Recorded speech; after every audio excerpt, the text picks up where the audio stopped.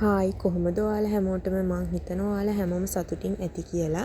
ඉතින් අපි හැමෝම ආසයිනේ ලස්සනට ඉන්න. අද මං අරන් ආවා ගෙදර තියෙන දේවල් වලින්ම කොහොමද ෆේස් ස්ක්‍රබ් එකක් කරගන්නේ කියලා. හරිම ලේසියෙන් මේ ෆේස් ස්ක්‍රබ් එක කරගන්න. ඔයාලට ගෙදර තියෙන දේවල් වලින් මේ ෆේස් ස්ක්‍රබ් එක කරගන්න පුළුවන්. මුලින්ම පිරිසිදු භාජනයකට කෝපි තේ හැදි එක ප්‍රමාණයක් දාගන්න. කෝපි වලින් අපේ මැණුසම අයින් වෙලා අපේ සම පැහැපත් වෙනවා. ඒ වගේම තමයි අනිත් අම්ද්‍රව්‍ය තමයි සුදු හඳුන්. ඔයාලට සුදු හඳුනුත් බෙහෙත් බඩු කඩවල වලින් අරගන්න පුළුවන්. ඒකෙනුත් තේ හැදි එක ප්‍රමාණයක් දාගන්න. මං ඊට පස්සේ මී පැණි තමයි එකතු කරගන්නේ.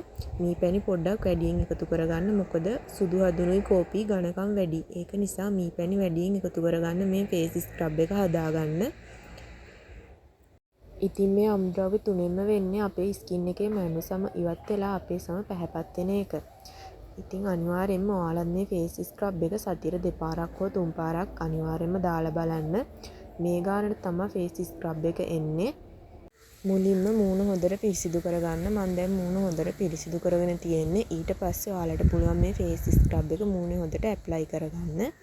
ඇප්ලයි කරගෙන ඉවර වෙලා ඇඟිලි තුඩු වලින් ෆේස් එක හොඳට ස්ක්‍රබ් කරගන්න තමයි තියෙන්නේ.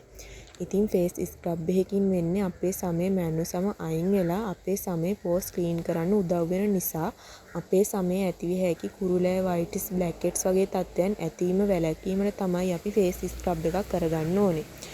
ඉතින් ෆේස් ස්ක්‍රබ් එකක් විනාඩි 2-3ක් අතර තමයි අපි ස්ක්‍රබ් එක කරගන්න ඕනේ. ඊට පස්සේ ඔයාලට පුළුවන් ෆේස් එකෙන් ස්ක්‍රබ් එක අයින් කරන්න. ස්ක්‍රබ් එක අයින් කරද්දිත් ෆේස් වොෂ් සබන් දාලා ස්ක්‍රබ් එක අයින් කරගන්න එපා. නිකන් වතුරෙන් ඔයාලට පුළුවන් ෆේස් එකෙන් ස්ක්‍රබ් එක අයින් කරගන්න. විනාඩි 2-3ක් අතර හොඳට ෆේස් එක ස්ක්‍රබ් කරගන්න මේ විදිහට උඩු අතට නහය දෙපැත්තේ ෆේස් එකේ හොඳට ස්ක්‍රබ් කරගන්න. නහය දෙපැත්ත තමයි ගොඩම බ්ලැක් හෙඩ්ස් වයිට් හෙඩ්ස් වගේ දේවල් ඇති වෙන්නේ. ඒක නිසා ඔයාලට පුළුවන් නහය දෙපැත්තේ පොඩ්ඩක් වැඩිපුර ෆේස් එක ස්ක්‍රබ් කරගන්න. ඉතින් මං දැන් ස්ක්‍රබ් එක ඉවත් කරන් ඇවිල්ලා තියෙන්නේ. ඔයාලටම පේනවනේ කොච්චර ලොකු වෙනසක් වෙලා තියෙනවද කියලා. ඔයාලත් අනිවාර්යෙන් පාවිච්චි කරලා බලන්න.